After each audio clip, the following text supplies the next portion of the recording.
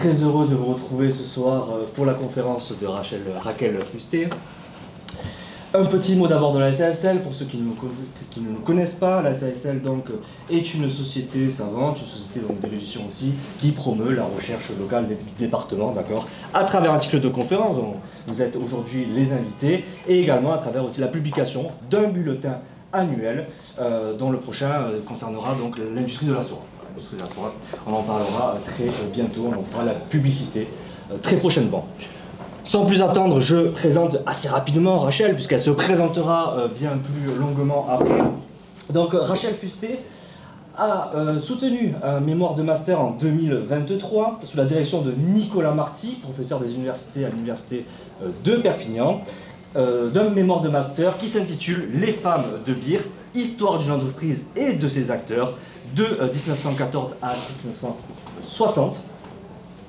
Et donc, vraiment, s'intéresser à l'histoire des entreprises par le prisme des acteurs et plus particulièrement des femmes, s'inscrit dans une historiographie donc extrêmement récente, de la seconde moitié du XXe siècle, et en même temps aussi du début du XXIe siècle, où elle s'intéresse de plus en plus aux acteurs, aux individus, à la manière dont dans les actions qu'ils ont pu réaliser, ont pu aussi avoir une influence ou des conséquences dans les entreprises ou dans les sociétés dans lesquelles ils ont vécu. Et donc là, vraiment, on est sur une historiographie, une méthode, une manière d'étudier l'histoire qui est à la pointe, je dirais, qui est vraiment à la pointe des dernières recherches. Sans plus attendre, donc, je laisse la parole à Rachel Fusté, que je remercie une nouvelle fois au nom de la SASL d'avoir accepté de nous présenter une partie de ses recherches de master, qu'elle continue d'ailleurs d'étudier, l'entreprise en tout cas, il me semble. Et je vous souhaite à toutes et à tous une très bonne conférence, et puis on se reverra donc à la fin pour les questions qui, je l'espère, seront foisonnantes. À tout à l'heure. À tout de suite. Merci Orient. Je vais essayer de commencer la conférence sans le micro. Si jamais vous n'entendez rien, vous me faites un signe, je reprendrai le micro. On fait un test comme ça? Ça va? Bon. Donc, bonjour à tous, bonjour à toutes. Merci à la SASL de me recevoir aujourd'hui. C'est un plaisir d'échanger avec vous sur une partie de ma recherche de master. Donc, j'ai soutenu petite modification en 2022 sous la direction de Nicolas Marty. C'est donc, comme tu l'as expliqué, je n'ai pas fini encore voilà, toute ma recherche sur cette entreprise. Donc c'est un travail qui n'est pas encore abouti, qui est loin d'être exhaustif, mais je l'espère qui ouvrira de nouvelles perspectives sur cette entreprise. Je suis également professeure au collège de Thuir. Donc je vois tous les matins cette entreprise. Donc avant de poursuivre sur ces acteurs féminins, je voudrais revenir avec vous sur les raisons pour lesquelles je me suis intéressée à cette entreprise et pourquoi j'ai voulu travailler sur les femmes. Donc quand je me suis inscrite à mon master, j'ai voulu travailler sur l'histoire sociale et économique du territoire qui est encore aujourd'hui méconnue. Et mon choix était motivé aussi par le constat que jusqu'ici, aucun travail universitaire ne s'était intéressé à l'histoire de cette entreprise. Donc finalement, on ne sait que peu de choses sur la firme, à l'exception de ce qui a été valorisé par l'entreprise elle-même. C'est-à-dire que malgré le fait que c'était une des entreprises françaises les plus connues de la première partie du XXe siècle, ce qui nous a été transmis, c'est finalement l'histoire d'un mythe. Même si je me suis concentrée sur la première partie du XXe siècle, l'histoire de l'entreprise, bon, comme peut-être vous le savez, commence dès les années 60, lorsque deux frères, Simon et Payade Violet, vont créer la marque Beer en 1866. Leur succès, il est fulgurant, très rapide, grâce à l'élaboration du vin apéritif à base de quinquina, le beer. Cette boisson, elle devient rapidement le symbole de la firme. Elle connaît un succès mondial entre les années 1880 et les années 1940. On peut constater que cette boisson, elle est présente un peu partout. On la retrouve sur des affiches publicitaires, dans la rue. On boit du beer à table, au restaurant. On en boit aussi lors de fêtes, d'événements sportifs. Bon, le beer, il est omniprésent. Il devient dès lors un produit de la consommation du quotidien. Présent dans toute la France, mais aussi à l'international, grâce à son réseau de distribution, qui s'appuie sur le développement des chemins de fer, sur des dépôts et des succursales. Donc ces succursales, c'est des établissements qui dépendent d'un siège social, et qui ont quand même une certaine autonomie avec un directeur qui est indépendant de celui qui siège à Thuir. Malheureusement, comme vous le savez, aujourd'hui, la marque Beer, elle est presque totalement tombée dans l'oubli en France, à l'exception de Thuir et de ses alentours. Donc aujourd'hui, on peut dire que l'entreprise, elle est essentiellement connue pour ses caves à Thuir, mais aussi pour sa publicité, mais aussi et surtout pour sa famille dirigeante, la famille Violet. Du moins, ça c'est pour la première et la seconde génération de la famille. Pour la troisième génération, cette génération, elle est souvent mal comprise, peu étudiée, et c'est justement sur celle-ci que j'ai axé ma recherche. Donc comme je l'ai dit, donc, malgré son succès économique et son important patrimoine industriel, l'entreprise Beer n'a pas donné lieu à de véritables études universitaires. Donc et malgré ça, malgré le fait que l'histoire des entreprises, elle a souvent été un thème privilégié pour l'histoire contemporaine. Donc l'histoire de l'entreprise Beer, qui jusqu'ici a été valorisée, comme je l'ai dit, a été fantasmée. C'est l'histoire d'un mythe. Et en fait, elle reprend souvent, et sans s'en rendre compte, le discours patronal produit il y a plus d'un siècle par les dirigeants de la firme. Une histoire qui se concentre principalement sur la famille Violet. Face à ce constat, j'ai voulu prendre le contre-pied de ce qui a été proposé jusqu'ici en m'intéressant aux acteurs, c'est-à-dire aux travailleurs et aux travailleuses de la firme. L'une des motivations de ce travail a donc été d'interroger et de déconstruire ce discours patronal. Alors donc, pourquoi travailler sur les femmes? Donc, premièrement, il y a des raisons personnelles quand on choisit un sujet de recherche. Et pour ma part, face au manque d'intérêt pour les femmes dans l'histoire, j'ai voulu mettre en lumière ces acteurs qui ont souvent été rendus invisibles. Je me suis donc placée dans la continuité des travaux de nombreux historiens, pour n'en citer qu'une, Michel Perrault, qui a fait rentrer dans les années 60 les femmes sur la scène de l'histoire. Elle a mis en évidence que l'histoire, elle était faite par et pour les hommes au service de la domination masculine. Donc ainsi, travailler sur les femmes, c'est les considérer comme des actrices dotées d'une capacité d'action, même si elles doivent supporter une pression sociale, des injonctions sociales. Donc étudier les femmes, c'est aussi une première entrée dans l'histoire de cette firme. Et la volonté de rendre visibles ces femmes m'a inscrite dans une analyse des relations sociales de genre. Je m'explique, c'est-à-dire que je me suis intéressée tant aux femmes qu'aux hommes, et je me suis intéressée donc aux relations que pouvaient entretenir les femmes et les hommes au sein de cette entreprise. Donc il s'agit bien ici d'analyser leur place par rapport aux celles des hommes. Et dans une démarche globale, je me suis intéressée aux salariés les plus modestes jusqu'à la plus haute sphère. Étudier l'entreprise Beer et les personnes qui s'y rattachent depuis sa création en 1866 jusqu'à aujourd'hui était impossible en 2 ans. J'ai donc décidé d'étudier l'histoire de la compagnie de 1914 à 1960. Et ces dates, je ne les ai pas choisies par hasard, puisqu'à la mort de Lambert Violet, donc le fils de Simon Violet, qui était donc le fondateur de la firme, en 1914, l'entreprise a été dirigée pendant un temps par sa femme, sa veuve Marie Brégère, jusqu'à ce que ses enfants, Simone et Jacques Violet, lui succèdent. Mon étude se termine finalement en 1960, lorsque l'entreprise elle fusionne avec un autre groupe d'apéritifs important, c'est la compagnie Dubonnet-Saint-Zano, qui aujourd'hui a été rachetée par le groupe Pernod Ricard. Alors une autre question essentielle, c'est alors comment faire pour étudier ces femmes et cette entreprise? Donc il est important de souligner qu'il a fallu surmonter le manque de sources, tant sur l'entreprise que sur les femmes.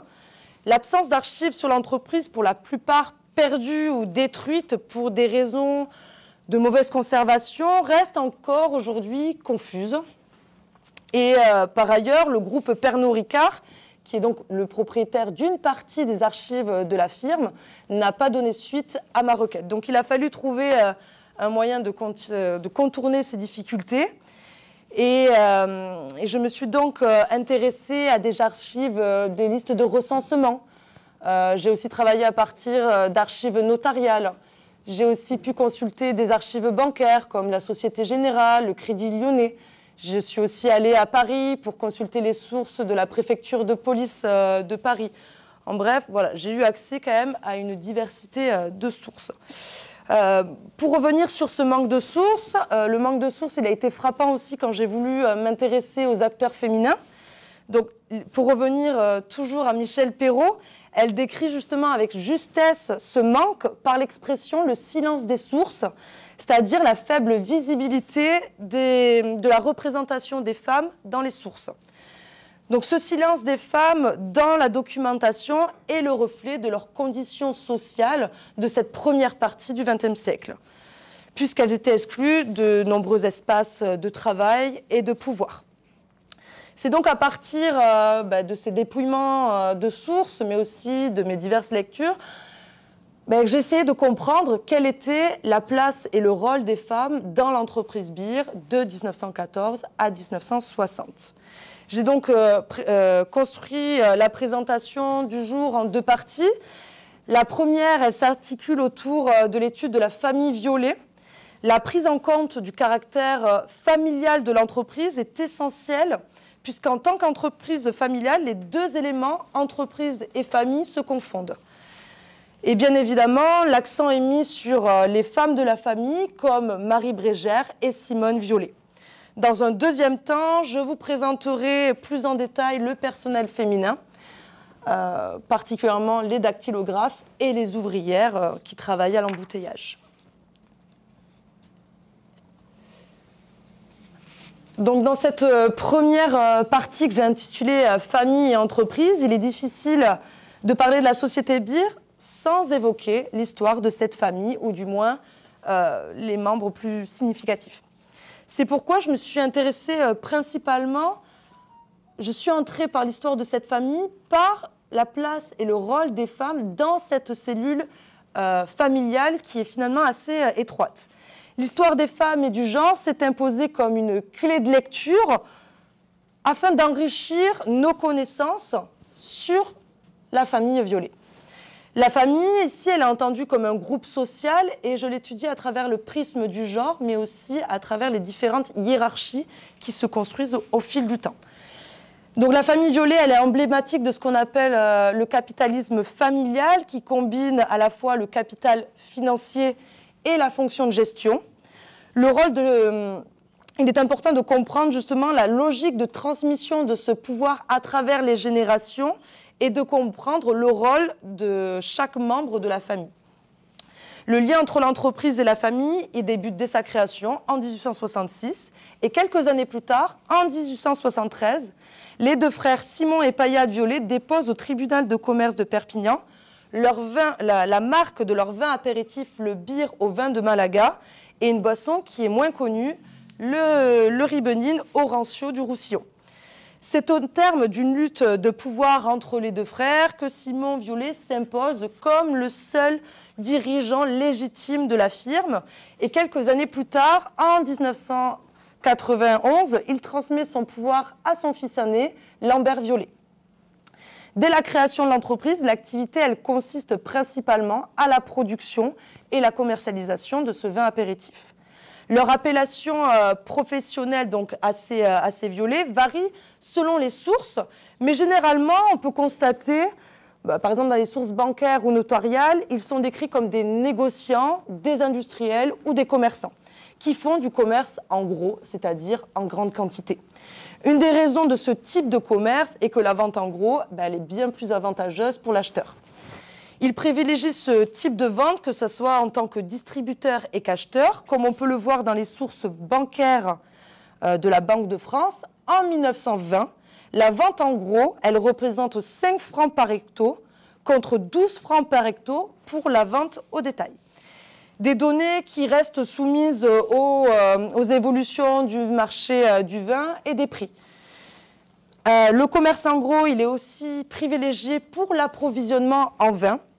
Les violets, ils ont besoin d'un approvisionnement conséquent en vin et pour cela, ils vont se tourner vers ce qui est le plus proche d'eux, le vin du Roussillon, mais aussi et surtout vers le vin espagnol, qui arrive depuis le port de Port-Vendre, puis par camion et chemin de fer, jusque dans les caves bières. Et le fait de se tourner vers ce vin espagnol s'explique par le fait qu'au début du XXe siècle, le vin étranger et principalement espagnol, il bénéficie d'une exemption de prix, ce qui lui permet d'être extrêmement compétitif par rapport au vin français. Après avoir dressé donc ce rapide portrait des négociants en vin, je vais vous présenter deux personnages féminins de la famille, donc Marie Brégère et Simone Violet. Donc, l'une des particularités, comme je vous l'ai dit, c'est qu'à la mort de Lambert Violet, c'est Marie Brégère, sa veuve, que vous voyez juste ici, c'est Marie Brégère qui va le succéder à la tête de l'entreprise. Donc, pour rappel, au XXe siècle, les femmes, elles étaient encore marquées par l'incapacité juridique, c'est-à-dire que les femmes mariées ne pouvaient pas exercer leurs droits, leur liberté, elles étaient confisquées par le Code civil de 1804 et il faudra attendre jusqu'en 1938 pour que l'article 213 qui oblige les femmes à obéir à leur mari soit supprimé. Il faut donc attendre cette année 1938 pour qu'elles puissent avoir, par exemple, une carte d'identité ou bien l'accès à un compte bancaire sans avoir besoin de l'autorisation du mari. Donc ce statut juridique, il explique donc en partie le retrait de nombreuses femmes vers la sphère familiale et caritative et pourquoi elles ont été mises de côté de la gestion des entreprises. Il existe cependant quelques exceptions. On a les femmes séparées, on a aussi les divorcées et les veuves. Et c'est cette dernière catégorie qui nous intéresse aujourd'hui. J'ai pu vérifier dans certaines sources, comme l'album photographique de l'entreprise que vous avez juste ici, que Marie Brégère, elle est représentée aux côtés de son époux, Lambert Violet, dès la première page de l'album. Bon, il est courant de le faire, de légitimer l'autorité de ces chefs d'entreprise, mais il est moins courant de le faire pour les femmes. Donc, on pourrait croire, dès lors, à partir de cette photo, que le rôle de Marie Brégère est important, qu'elle serait placée comme une successeuse légitime de Lambert Violet ou de Simon Violet, mais certaines sources viennent nuancer ce tableau. J'ai pu aussi constater que son portrait était présent dans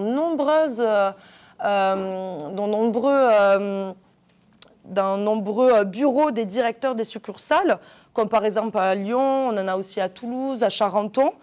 Et c'est un acte certes symbolique, mais qui lui permet d'établir son pouvoir dans un lieu de travail qui était dominé par les hommes.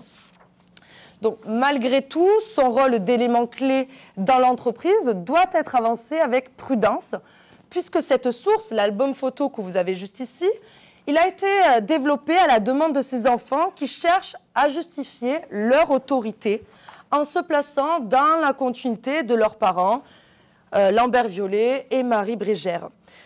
C'est donc une manière pour eux de façonner et de transmettre un peu plus ce discours patronal qui se forge au fil des années.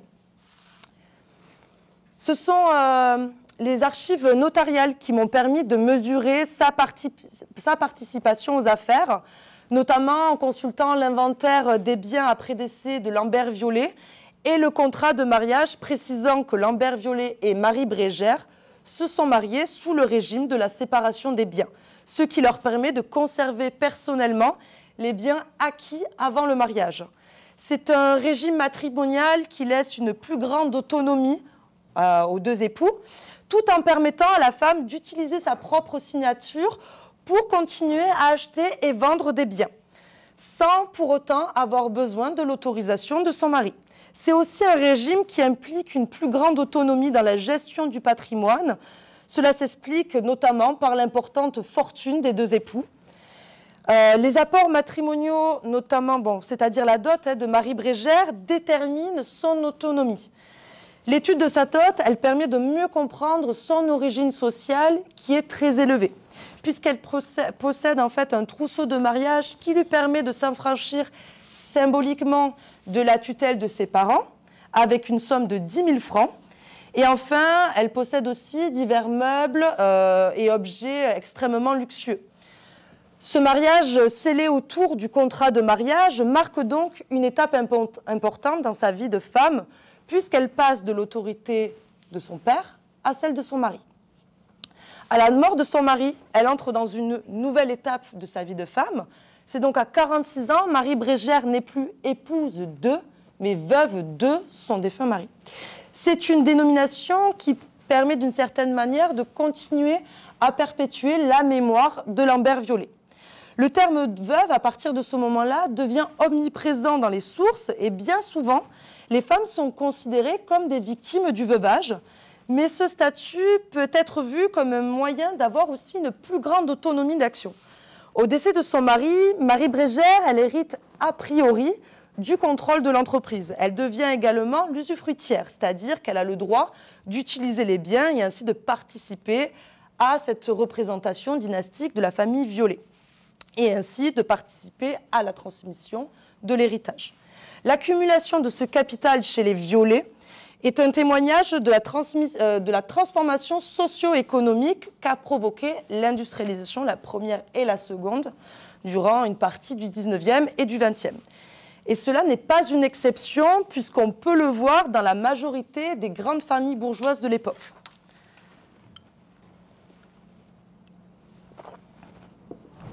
Elle a donc un rôle important dans l'avenir de l'entreprise en tant que tutrice légale de ses enfants mineurs.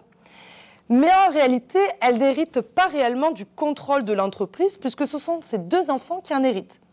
Elle doit néanmoins agir en tant que tutrice de ses enfants jusqu'à ce qu'ils atteignent la majorité qui leur permettra de diriger l'entreprise. Elle devient ainsi le chef de famille chargé de l'administration du patrimoine familial, mais de manière très temporaire. Son rôle consiste avant tout à assurer la transmission de l'héritage du père à ses enfants et particulièrement à Jacques Violet. Les travaux des historiens montrent clairement à quel point le soin, la transmission des valeurs, de l'héritage, ce sont des choses, des qualités qui sont confiées aux femmes.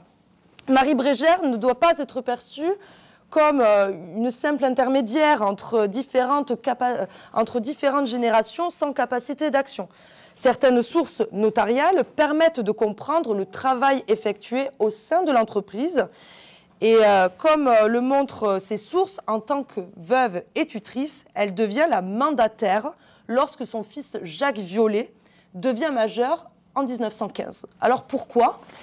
Eh bien, à ce moment-là, Jacques Violet, pendant la Première Guerre mondiale, il est contraint de se retirer des affaires car il est mobilisé à Chantilly comme brigadier automobiliste dans le Grand Quartier Général, un poste qui est extrêmement prestigieux, dédié au commandement de l'ensemble du corps de bataille français.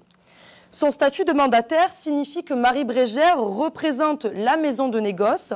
Elle est chargée de gérer et d'administrer tous les biens dépendants du patrimoine de Lambert Violet, tout en exploitant la marque Beer.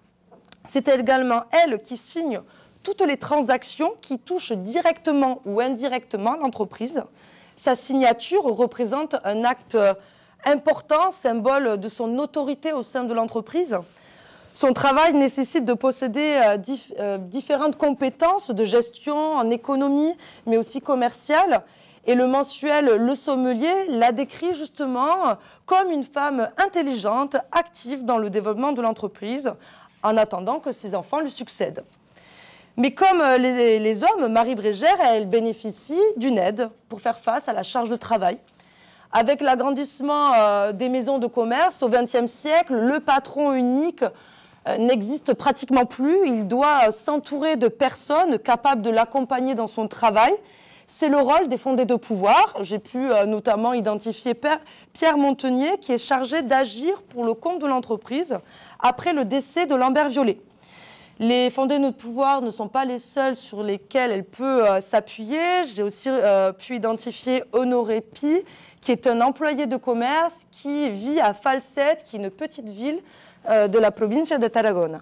Donc le travail consiste à gérer l'approvisionnement en vin.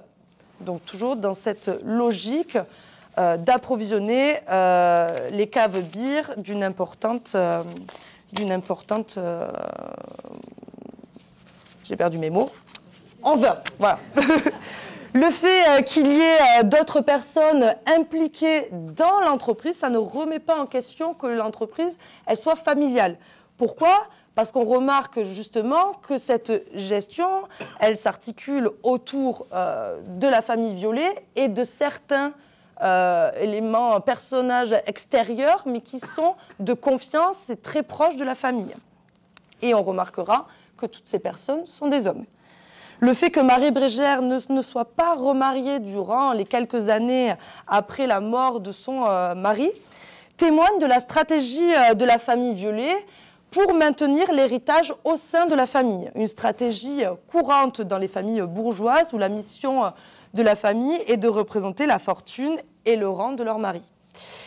Donc il serait facile de présenter Marie Brégère ou même toute veuve comme de simples intermédiaires entre les générations, mais elle va quand même avoir une certaine capacité d'action.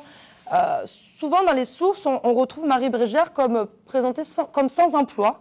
C'est notamment le cas dans l'inventaire après décès de Lambert Violet, alors que dans d'autres sources, notamment notariales avec les actes de vente, elle apparaît cette fois comme rentière. C'est une activité qui est souvent privilégiée par les veuves qui sont très fortunées.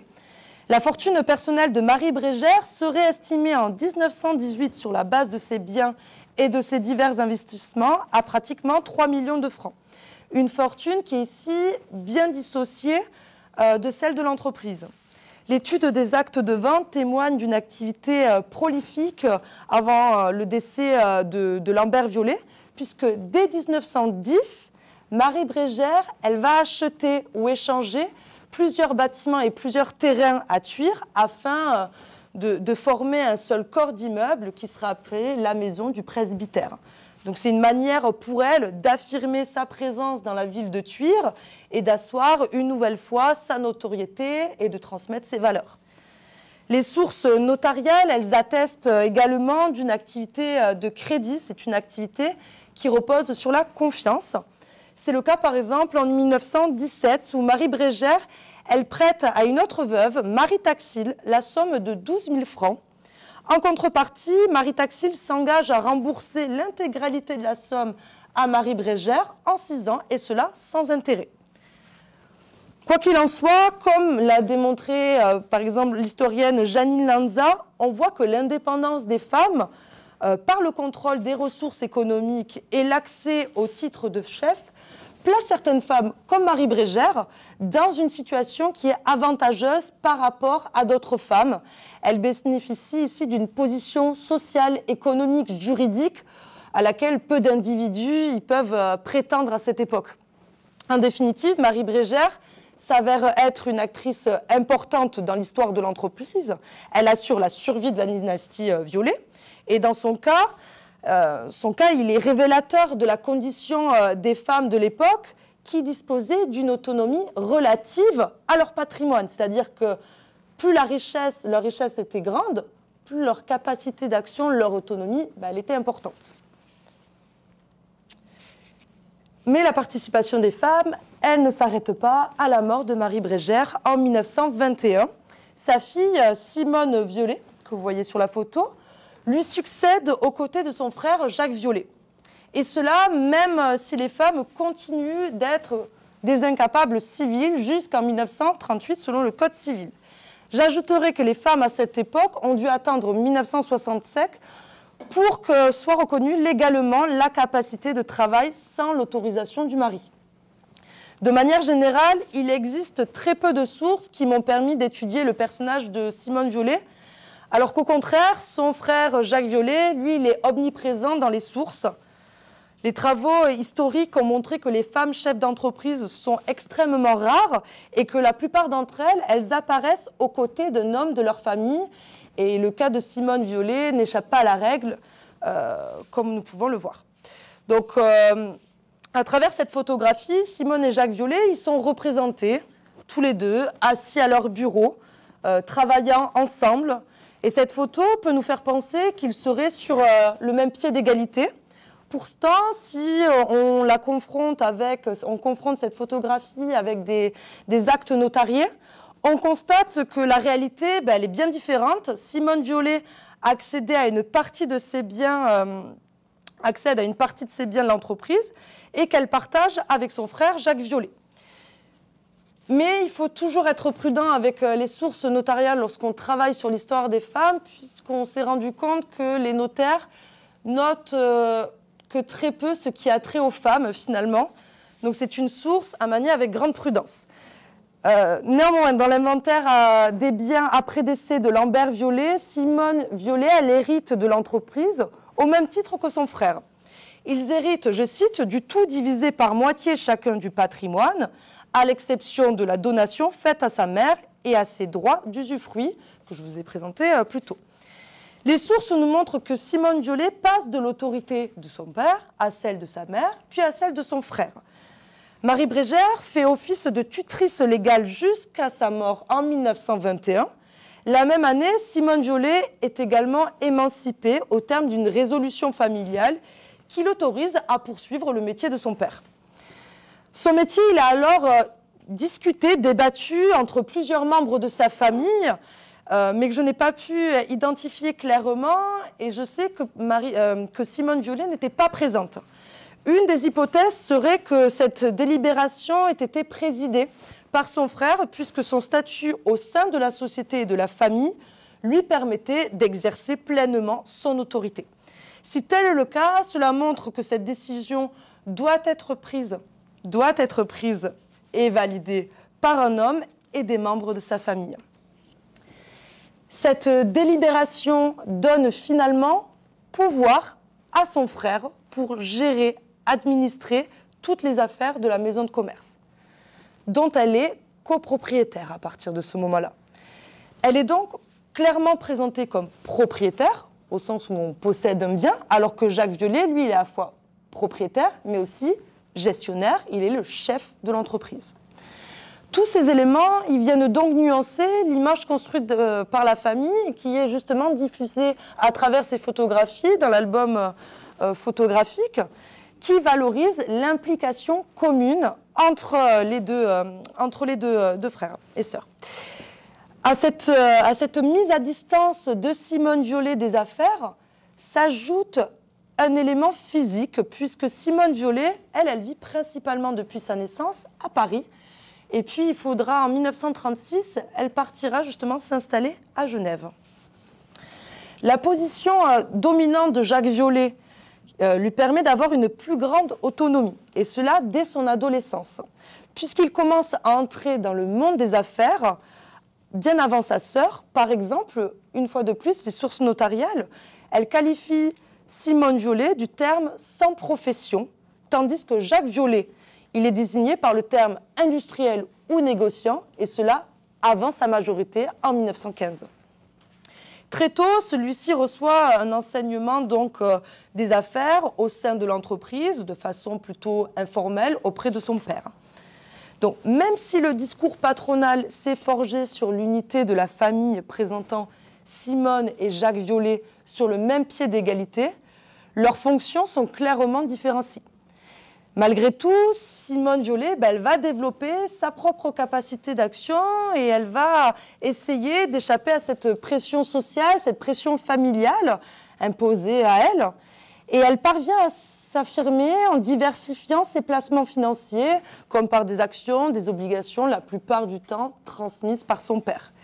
Et l'un des éléments les plus intéressants que j'ai pu identifier, c'est sa participation à la filiale belge de Dubonnet-Saint-Zano, appelée Sobibel, qui se situe à Bruxelles. Je n'ai pas pu trouver énormément de choses sur cette société, mais selon les sources bancaires du Crédit Lyonnais, Sobibel est concessionnaire de la marque Violet Beer, ce qui signifie qu'elle dispose d'un droit exclusif de la vente et de la représentation du produit de la marque. Cette implication dans les affaires bruxelloises lui permet donc de surmonter sa mise à l'écart, son exclusion des affaires de l'entreprise Beer. Cet élément nous montre également une partie de la stratégie de Jacques et Simone Violet, puisqu'en 1938, tous deux étaient membres du conseil d'administration de la société anonyme belge. En 1956, Jacques Violet ne renouvelle pas son mandat de président de la société Sobibel et il est remplacé par sa sœur Simone Violet pour exercer sa fonction de directrice de la filiale. Donc, malgré son éloignement de la direction de Beer, elle parvient quand même à s'insérer dans le monde des affaires et d'arriver à avoir des postes assez prestigieux.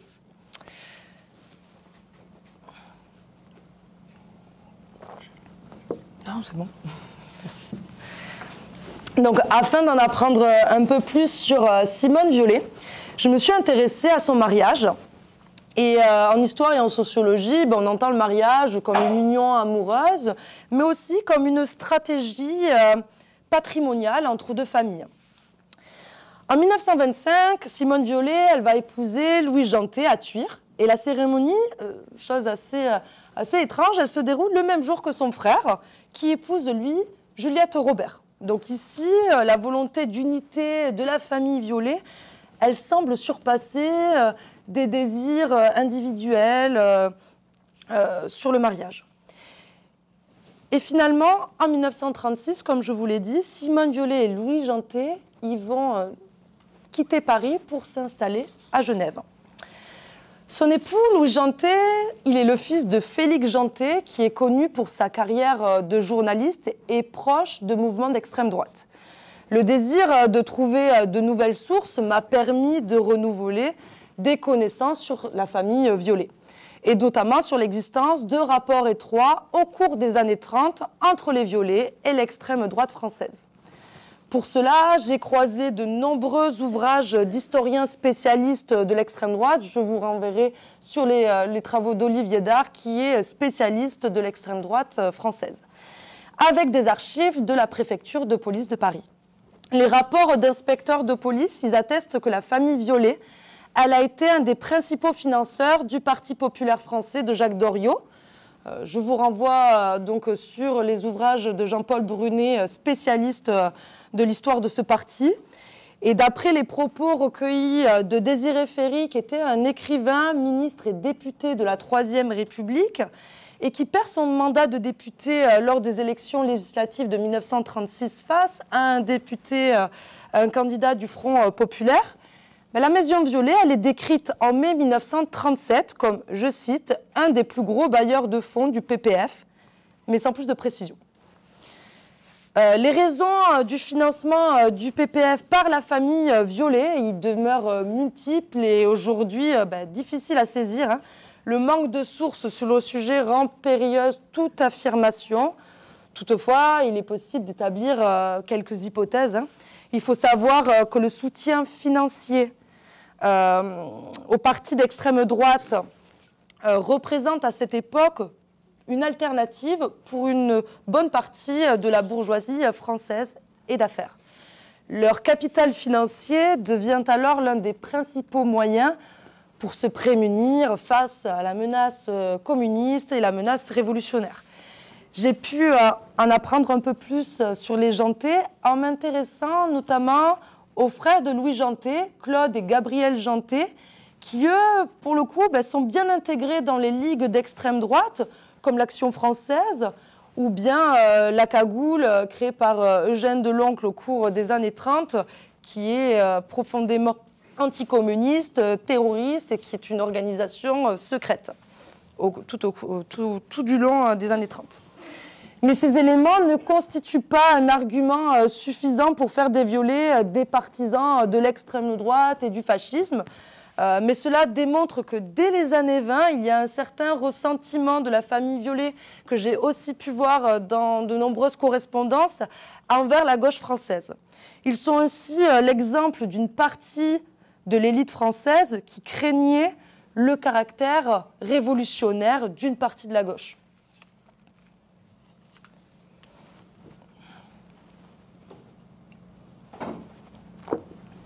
Donc, dans un deuxième temps, je vais maintenant vous présenter les femmes qui ont travaillé au sein de cette entreprise.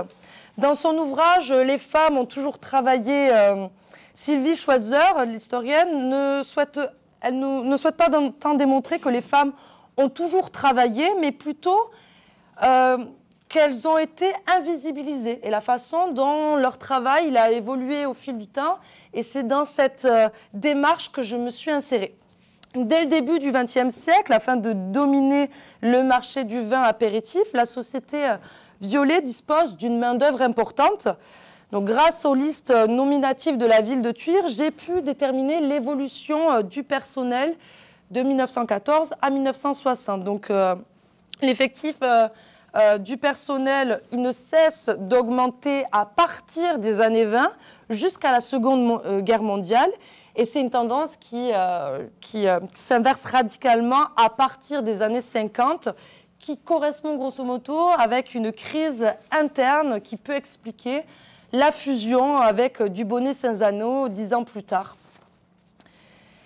Bien que la première partie du XXe siècle soit marquée par une progression constante de l'activité féminine salariale, le nombre de femmes travaillant dans les locaux de Thuir reste nettement inférieur à celui des hommes, et cela durant toute la période étudiée, comme vous pouvez le voir sur ce graphique. La Première Guerre mondiale n'est pas le seul marqueur de l'entrée des femmes, comme c'est souvent entendu, mais c'est un moment, certes, où elles sont massivement appelées pour remplacer les hommes dans divers secteurs d'activité, mais on parle plutôt d'une féminisation massive qui commence dès la fin du XIXe siècle et qui va s'accentuer, être plus marquante avec la Première Guerre mondiale.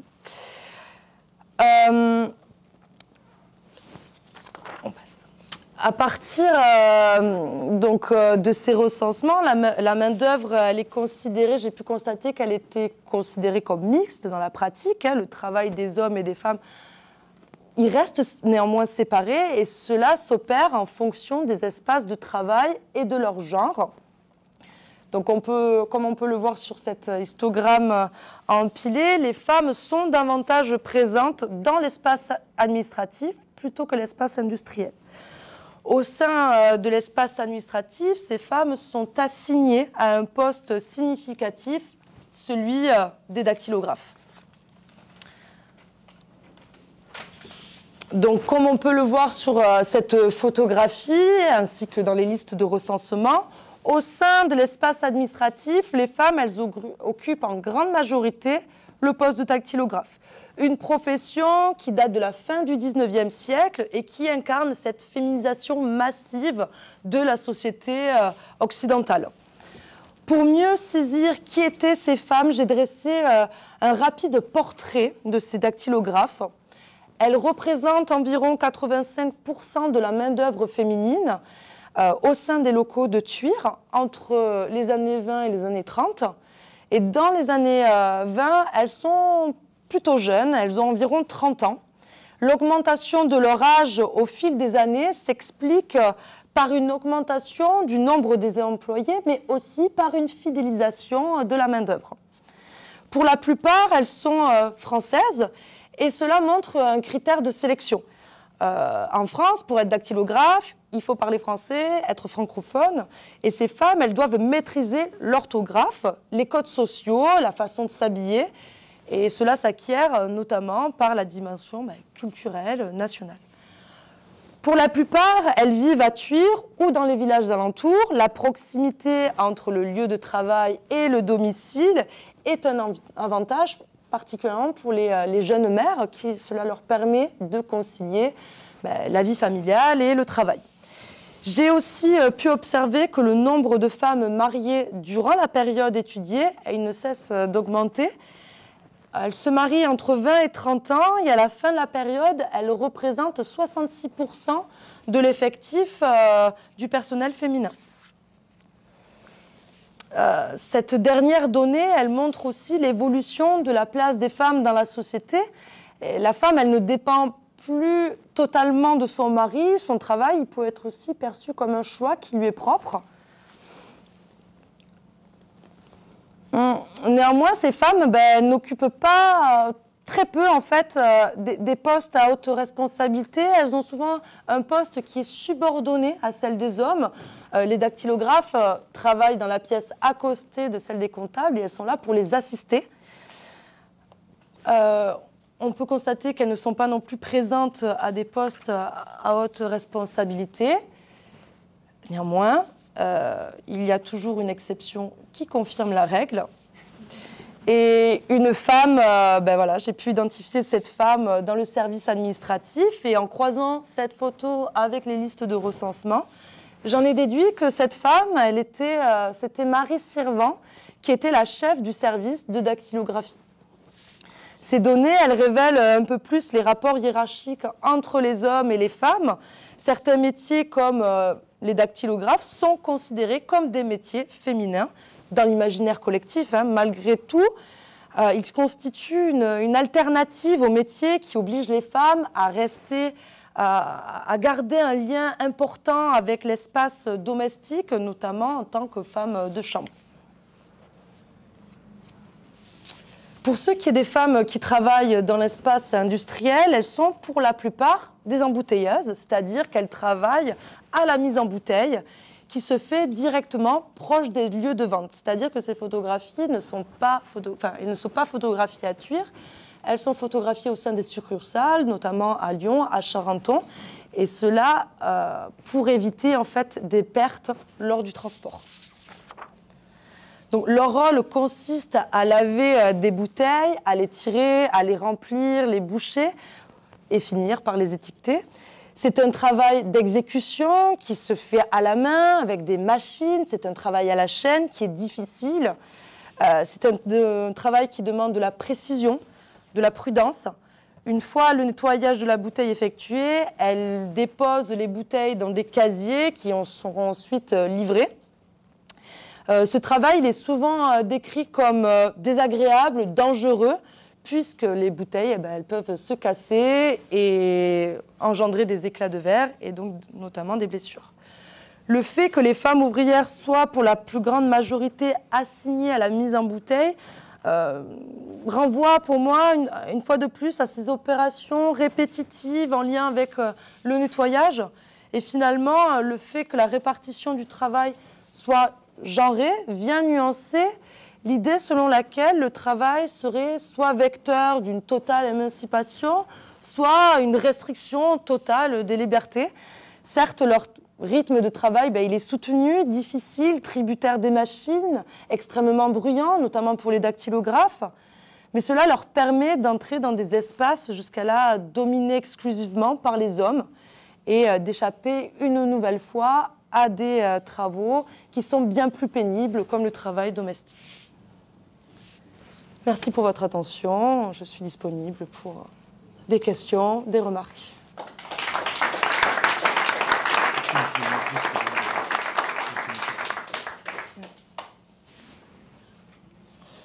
Merci beaucoup à Rachel pour cette présentation vraiment très passionnante. Pas de micro? Non. Comment ça? Ah, sans micro. Oui, bon. Voilà. Aucun problème, on peut parler extrêmement fort. Et pour les questions qui suivront, et doucement, bien entendu. Doucement. Présentation très passionnante, et particulièrement, avant de vous laisser la parole, il y a un cas sur lequel je voudrais revenir, c'est celui de Marie Brugère. Marie Brégère. Brégère, j'ai peut-être accroché. Mais Brugère. C'est assez intéressant de voir finalement que dans sa trajectoire individuelle, elle a réussi à s'émanciper, mais en même temps, tu disais au tout début de sa vie qu'elle n'avait pas forcément de compétences, enfin en tout cas que les sources ne permettaient pas de voir qu'elle avait des compétences comptables, des compétences par exemple en capacité de gestion d'une entreprise, mais que finalement à la fin de sa vie, ou en tout cas lorsqu'elle devient veuve, elle les acquiert. Et de quelle manière tu as pu voir en fait qu'elle a acquis ces compétences par exemple comptables, des compétences en gestion des entreprises, de l'entreprise en règle générale, et l'évolution qu'il a pu avoir aussi dans sa vie.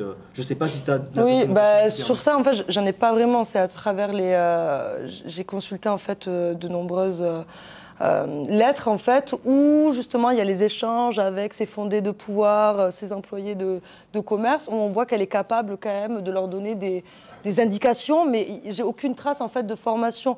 Une des hypothèses, c'est qu'en fait, elle s'est formée aussi sur le tas au fil des années avec Lambert Violet, son époux, et qu'ensuite elle a été capable d'assurer la gestion de l'entreprise.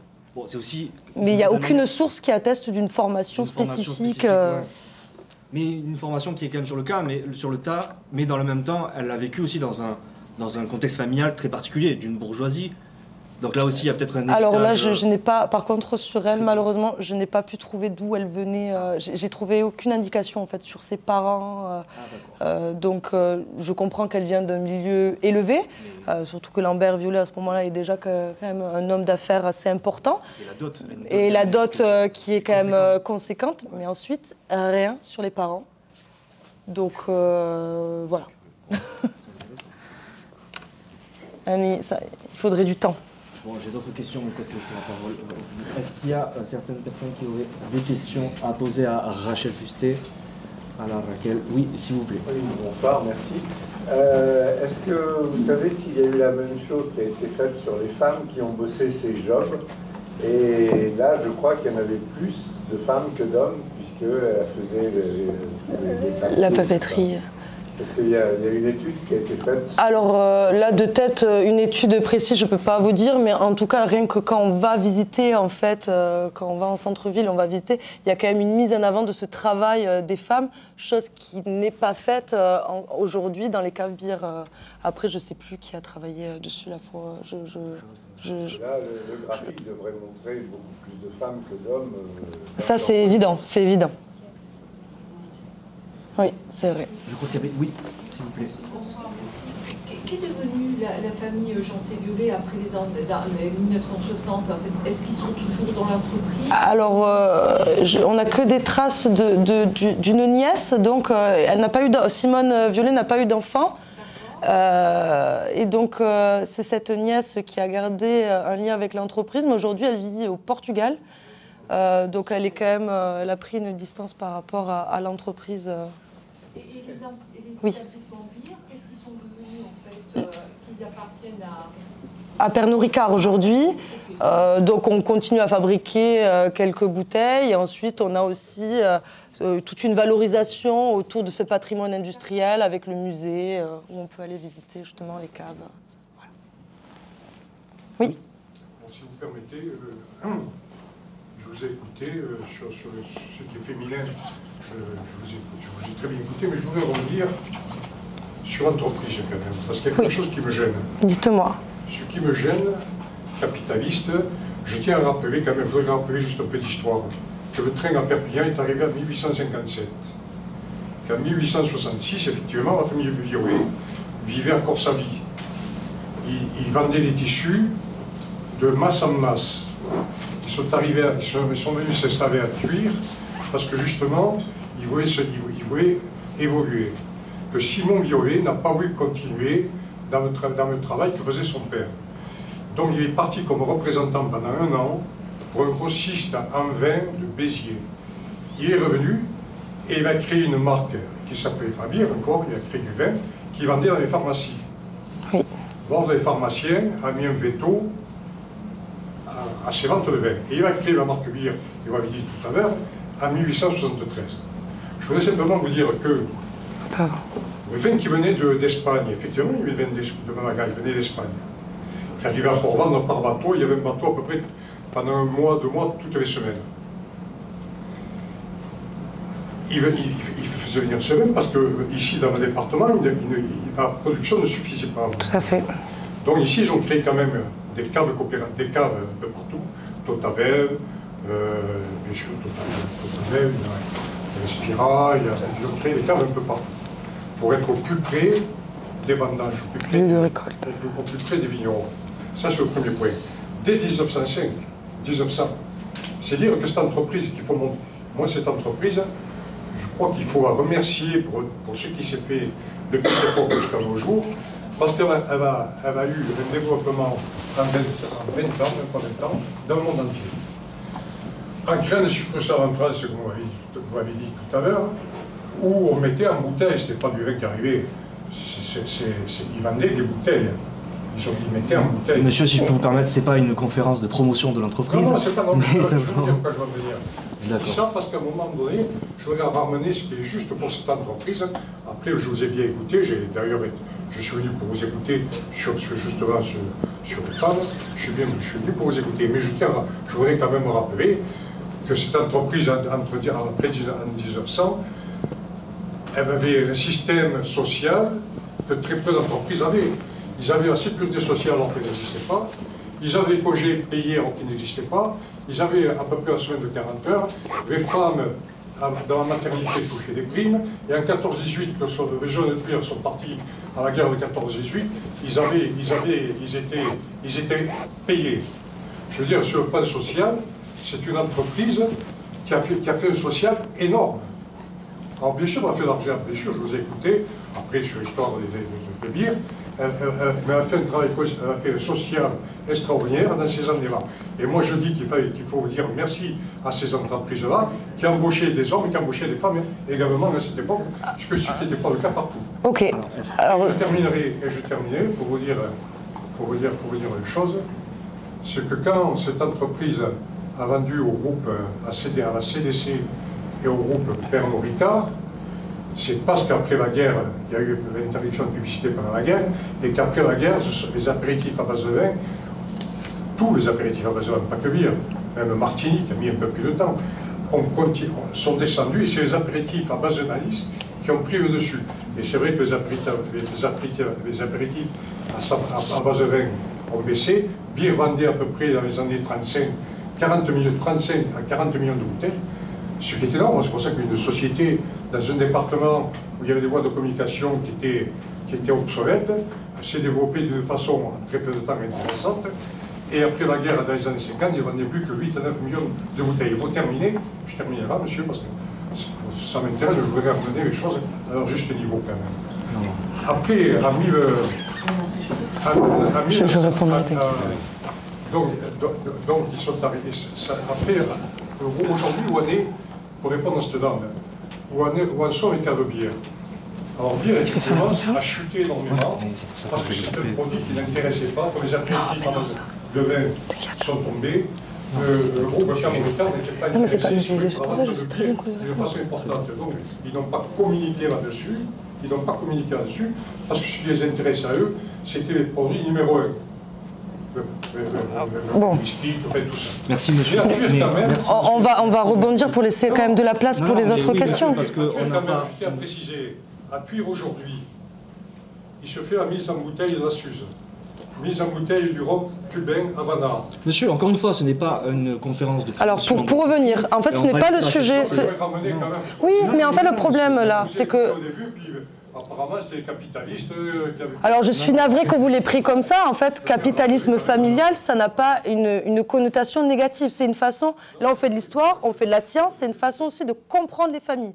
Donc, si vous avez pris ce terme de façon péjorative, ce n'est pas le but. Moi, si je travaille sur cette entreprise, je sais qu'elle a été importante. Oui, monsieur, c'est bon. Voilà, je vous réponds. Juste... Non, mais c'est juste pour vous dire. C'est super intéressant. Je ne voulais pas, je voulais, oui, mais c'était pas du tout mon but. Donc moi, je me suis axée sur les femmes. Et pour revenir, c'est très intéressant quand vous parliez de progrès social. Quand j'ai travaillé sur cette entreprise, j'ai voulu justement en apprendre un peu plus parce que justement, j'entendais parler de ce progrès social. Malheureusement, je fais de l'histoire, c'est une science, je dois m'appuyer sur des faits, des sources, et je n'ai pas trouvé. Alors je ne dis pas que c'est faux, mais je n'ai rien trouvé. Et en fait, ça, c'était assez intéressant parce que finalement, j'entendais depuis des années, même depuis que je suis enfant, on est tous allés au collège visiter les caves bières, j'entendais en fait cette histoire que c'est une société sociale qui a été en avance sur son temps. Je ne dis pas le contraire, c'est peut-être vrai, mais en tout cas... Oui, mais je n'ai pas trouvé de sources qui permettent de confirmer. Donc c'est quand même assez intéressant aussi. Mais juste pour revenir, en fait... je ne remets pas du tout en question ce que vous dites, c'est juste que moi, ma présentation, elle s'est axée, et comme je vous ai dit, elle est loin d'être exhaustive. Là, j'ai pris juste une partie de mon mémoire pour vous présenter la famille et les femmes. Si vous avez pris mal le terme capitalisme familial, vraiment, c'est vraiment un terme pour les étudier dans l'histoire. Il n'y a pas de connotation péjorative, sachez-le. Ben oui, mais c'est le terme. du comité. Et il y avait du social aussi dans cette entreprise, ce que je veux dire. Oui, oui, bien sûr. Pas impossible. Comme Michelin. Le premier hôpital de Tuire, c'est eux qui ont payé. Oui, oui. Une question, peut-être. Ça n'a pas été remis en question, monsieur. Ça n'a pas été remis en question. Je tiens à le préciser quand même, parce que... Mais, très bien, merci beaucoup pour cette précision. Oui, monsieur, s'il vous plaît. Merci pour cette conférence. Je voulais simplement poser une question. Est-ce que physiquement, parce que Tuire, pour moi qui suis de la région, c'est au centre de Tuire, la cave. Oui. Est-ce qu'elle était déplacée dans la mesure où Violet avait un château juste à côté? Est-ce que Ah non, physiquement, c'est à côté. Non, elle n'a jamais été déplacée. De toute façon, physiquement, c'est à côté, en fait. On a la Villa Palauda dans le jardin qui touche pratiquement les caves bières. Et ça, on le retrouve dans... Qui a été donné à Tuire il y a très peu de temps. Oui, c'est ça. C'est ça. Par justement Agnès qui vit au Portugal. Oui. Oui. Est-ce que parmi les sources, vous avez pu avoir le témoignage de personnes qui avaient par exemple des grands-parents qui ont pu travailler dans les caves, les grands-mères? Alors malheureusement non, c'était le projet et en 2 ans en fait ça a été impossible pour moi. J'aimerais le faire en fait par la suite, recueillir des témoignages et arriver à donner aussi plus de corps à toutes ces trajectoires que j'ai. Bon là j'ai pas eu le temps, j'ai travaillé sur des trajectoires aussi de femmes et ça serait l'objectif pour la suite, c'est d'arriver à avoir des témoignages directs ou indirects. Monsieur Pétavy, je vous en prie. Merci, monsieur Meunier. Tout d'abord, ma chère Raquel, laisse-moi quand même te féliciter pour ton propos clair, net, précis, très corrige pas la coquille, c'est moi. C'était mon prof, c'est pour ça il se permet de... Et ravi de la passion que tu transmets. Et deuxièmement, d'un point de vue technique, je vais dire, il est très intéressant. Le biais par lequel tu amènes cette étude-là est intéressant. Hormis le fait qu'aujourd'hui on est dans un phénomène, l'histoire des femmes c'est la mode en histoire, ça va parfait. Parce que ça me permet aussi de voir qu'il y a certaines choses qui n'ont pas changé. Les femmes qui sont sur le haut de la société à Bire ne sont pas des femmes d'ici. Et celles qui sont à la chaîne sont des femmes d'ici. On est souvent avec des gens d'ici qui travaillent, sont les ouvriers, et ceux qui sont les patrons se promènent entre Genève et Paris, y compris les fraudés de pouvoir, pour connaître assez bien la population de Tuire et de Bire. Et je trouve que même à travers l'exemple, c'est une des choses que l'on perçoit, je veux dire, ne serait-ce quand même avec la photo que tu as montrée de ces femmes, mis à part la pauvre Madame Sirven, mais c'est vrai que on se retrouve souvent dans cette description, définition, analyse aussi de ces entreprises qui sont totalement capitalistes, je tiens à dire ça, qui est un terme totalement historique, qui est totalement neutre. Et en ce sens, le biais, je reviens à ça, le biais par lequel tu fais ton approche et ton analyse est extrêmement intéressant. Mis à part ça et ces propos lénifiants, ma question quand même est, est-ce que tu sais quelque chose justement des courbes après 1960 quant à la proportion des femmes? Parce qu'il est étrange de voir ces courbes tomber dans les années 50-60, alors qu'on sait qu'aujourd'hui, par exemple, ou même il y a 10, 15 ans ou 20 ans, les femmes étaient quand même toujours très présentes sur la chaîne d'embouteillage. Tout autant que dans les bureaux, mais c'est vrai que on a toujours connu des gens à la CDC qui travaillaient à Tuire, autant de femmes que d'hommes d'ailleurs. Ouais. Bah, là, on arrive au problème des sources. Ce qui veut dire qu'à partir des années 50-60, les recensements ils sont de moins en moins précis. J'essaie de croiser avec des recensements pour les votes, mais non plus, j'ai trouvé très peu de choses. Et finalement, en fait, là, j'arrive au problème, c'est tant que je n'ai pas accès à ces archives d'entreprise sur les dossiers du personnel, par exemple, là, ça va être très difficile de poursuivre cette analyse quantitative, en fait. Là, je suis un peu bloquée.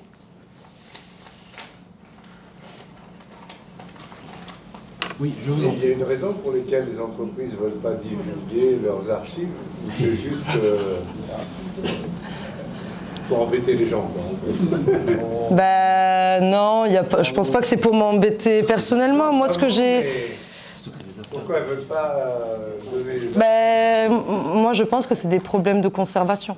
C'est qu'au fil du temps, peut-être qu'il y a des choses qui sont mal conservées, qui sont mal organisées, et donc parfois, on n'a pas très envie qu'il y ait quelqu'un qui vienne fouiller dedans. Je pense que c'est plutôt ça. Hein.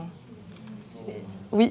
Deux antiquaires du département, parce que moi je suis à la recherche d'archives sur le personnel du DR. D'accord. Deux antiquaires du département ont dit que beaucoup d'archives avaient été détruites. C'est ce que j'ai entendu aussi. Enfouies, etc. Mais j'ai du mal à y croire. Certaines sauvées par un veilleur qui aurait distribué des choses, mais pas beaucoup. Et, ouais. Une partie, mais il y a aussi une bonne partie, je pense, qui est à Pernod Ricard et... Oui. Ouais, si vous voulez répondre, je pense effectivement les archives, je pense qu'il y avait fait qu'il y a eu plusieurs choses. Oui. Dubonnet Saint-Zano est racheté, que le groupe Pernod Ricard est racheté. Effectivement, ces archives ne doivent y être encore sorties, je prends envie de les chercher, c'est tout. Je pense qu'il y a encore des archives. Oui, à Pernod Ricard. Sauf qu'ils n'ont pas envie de s'en mettre, c'est tout. Exactement. Bon, voilà, c'est un grand groupe, effectivement. Voilà. Parce qu'ils ont retrouvé toutes les affiches quand même, de 1905 et 1908 quand même. Il y a un patrimoine exceptionnel d'affiches. Mais oui, c'est tout possible, le patrimoine des archives, le patrimoine des affiches, le patrimoine des archives. Ouais. Ça c'est la femme, je crois. C'est la femme qui bosse à Pierre, je sais pas en plus, je crois. Je crois qu'elle a...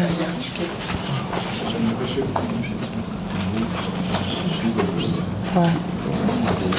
S'il y a une dernière question.